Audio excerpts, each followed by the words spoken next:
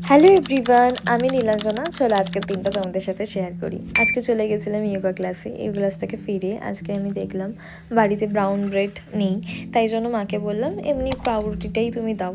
ডিম সেদ্ধ ছিল, আর দেখছো বাটারটা আনসল্ট বাটার, আর অল্প চাইলে চিনি দিতে পারো।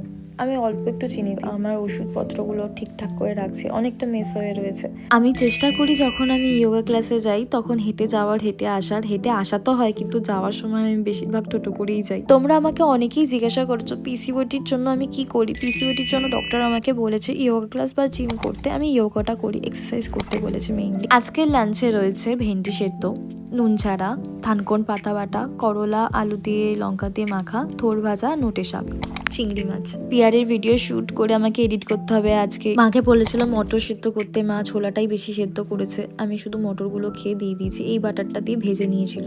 হঠাৎ করে রাহুল আমাকে বললো যে চলো সবাই মিলে কোলাঘাট যাবো, কোলাঘাটে গিয়ে আজকে ডিনারটা করে নেবে। তো আমি বললাম আচ্ছা ঠিক আছে, অনেকদিন দেখা হয়নি, প্রায় 5 দিন হয়ে গেছে। হ্যাঁ, এই 5 দিনটাই আমার কাছে অনেক, কারণ ও তো শ্রীরামপুরেই থাকে না। যখন বাইরে খাবার খাওয়া হয় তখন আমি চেষ্টা করি একটু লিমিটে খাওয়া, শরীর বুঝে খাবার খাওয়া। তোমরাও তাই চেষ্টা করো। প্রত্যেক দিন কিন্তু আমি 3.5 লিটার থেকে 4 লিটার পর্যন্ত জল খাই, আর এটা আমার খেতে ভালো লাগে না, ডক্টর বলেছে তাই খেতে হয়। তোমাদের সাথে দেখা হচ্ছে নেক্সট ভিডিওতে। টাটা।